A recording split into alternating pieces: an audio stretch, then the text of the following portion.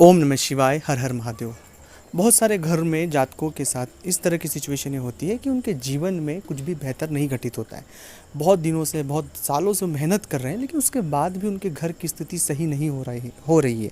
उनसे नीचे, उनसे कम वो लोग बहुत आगे तक जा रहे हैं, लेकिन हमारे घर में न जाने क्यों क्या ऐसी स्थितियाँ हैं कि चीज़ें ख़राब होती है। दूसरा यह भी कारण है कि घर के लोगों में बहुत अनबन बनी रहती है। तीसरा है कि कोई व्यक्ति घर में होता है जो इतना अपनी चलाता है चीज़ों को लेकर, अकल है नहीं, लेकिन उस घर को इस तरह से वो चलाना चाह रहा है कि सब, जैसे उन्हें सब कुछ चीज़ें आती हैं और वहाँ से चीज़ें ख़राब हो जाती है। घर में कई बार ऐसी सिचुएशनें भी बहुत से जातकों के यहाँ देखी है कि उनके घर में अनायास ही कोई ना कोई घटनाएं घटित होती रहती है। जैसे मान लीजिए कोई दुर्घटना हो गई, कोई विवाद हो गया, कोई ना कोई इस तरह का खर्च आ गया, कोई धोखाधड़ी हो गई, आग से हानि हो गई, मतलब नुकसान किसी भी चीज़ से कभी भी उनके यहाँ आते ही रहता है। यह सभी परिस्थितियाँ सामान्य स्थितियों में मैं नहीं कह रहा हूँ कि जी सामान्य रूप से छोटा मोटा नुकसान हमेशा होता रहे, लेकिन यह तो बहुत ज़्यादा ही हद तक हमें परेशान कर रहा है। मैं फिर कह रहा हूँ कि ये जितनी सारी स्थितियाँ मैंने आपके साथ साझा की कि कर रहा हूँ, ये सामान्य परिस्थितियों में कर रहा हूँ। और अगर जो परिस्थितियाँ मैं आपको बता रहा हूँ या आपसे जुड़ी हुई है, जिसमें आप इंक्लूड हो या आपके साथ ऐसा हो रहा है, आपके आसपास किसी व्यक्ति के साथ इस तरह की चीज़ें हो रही है, तो यह वीडियो आपको पूरा देखना चाहिए, क्योंकि यह परेशानी तो मेरा बताने का उद्देश्य था ही सही, जिससे आप समझ पाए, लेकिन समाधान सबसे बड़ी बात होती है कि यह परेशानी बहुत महीनों से, कई बार पीढ़ियों तक चलती है और व्यक्ति उन्हें समझ नहीं पाता है और बस उन हालातों में गुथ जाता है और वो निकल नहीं पाता है, बहुत परेशान हो जाता है, बहुत हताश हो जाता है, निराश हो जाता है, बहुत बार चीज़ें ख़राब हो जाती हैं।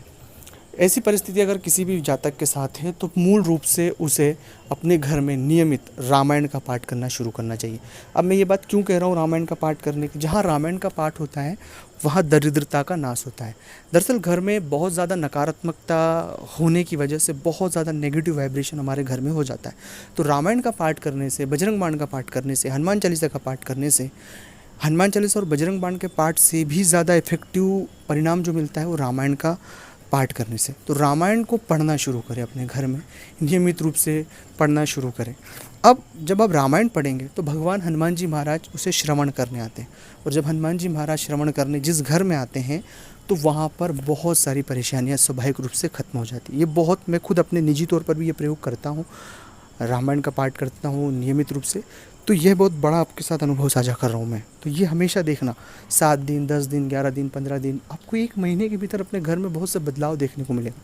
पर नियमित धूप अगरबत्ती लगाकर श्रद्धापूर्वक आप रामायण को पढ़ना शुरू करें। दूसरा प्रयोग है कि जो भी जातक इस तरह के फेर में उलझे हुए हैं, आर्थिक फेर में उलझे हो, पारिवारिक फेर में उलझे हो, महिलाओं के तम प्रकार की परेशानियां होती हैं महिलाओं को अपनी, इस तरह के किसी भी फेर में अगर वो उलझे हुए हैं तो हर अमावस्या और पूर्णिमा को अपने घर में भगवान सत्यनारायण की कथा अनिवार्य रूप से कराएं, क्योंकि इस कलयुग के जो देवता है भगवान सत्यनारायण ही है।